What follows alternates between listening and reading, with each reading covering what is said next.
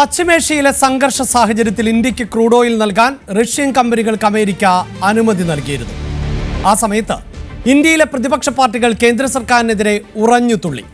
India അമേരിക്കയ്ക്ക് മുന്നിൽ മുട്ടുമടക്കി, നരേന്ദ്രമോദി ട്രംപിന് മുന്നിൽ കീഴടങ്ങി എന്നൊക്കെയായിരുന്നു രാഷ്ട്രീയ എതിരാളികളുടെ വിമർശനങ്ങൾ. ഇക്കാര്യം ന്യൂസ് ട്രെൻഡ്സ് അന്നേ തുറന്നു കാട്ടിയിരുന്നു. ഇപ്പോൾ ഇതാ എല്ലാ ലോകരാജ്യങ്ങൾക്കും എണ്ണ നൽകിക്കൊള്ളാൻ റഷ്യയ്ക്ക് അമേരിക്ക അനുമതി നൽകിയിരിക്കുന്നു.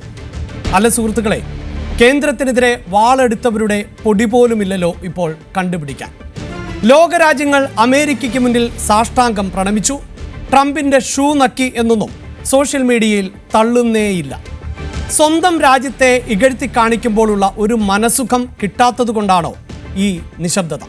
എന്തായാലും വിമർശകരുടെ രാഷ്ട്രീയ മുതലെടുപ്പ് മുഖവിലയ്ക്കെടുക്കാതിരുന്ന കേന്ദ്ര സർക്കാർ റഷ്യൻ കമ്പനികളുടെ 30 ദശലക്ഷം ബാരൽ അസംസ്കൃത എണ്ണയാണ് ഇന്ത്യൻ റിഫൈനറികൾക്കായി വാങ്ങിക്കൂട്ടിയത്. ഇറാനുമായുള്ള ചർച്ചയിലൂടെ ഇന്ത്യൻ നാവികസേനയുടെ അകമ്പടി LPG വഹിച്ചുള്ള കപ്പലും ഇന്ത്യയിലേക്ക് എത്തുന്നതായാണ് വിവരം. അതിനിടെ കഴിഞ്ഞ ദിവസം കേരളത്തിൽ ഒരു യുവജന സംഘടനയുടെ പന്തം കൊളുത്തി പ്രകടനവും കണ്ടു. പാചകവാതക ക്ഷാമത്തിൽ കേന്ദ്ര സർക്കാരിന്റെ നിസ്സംഗതയ്ക്കെതിരെയായിരുന്നു ആ പ്രതിഷേധം.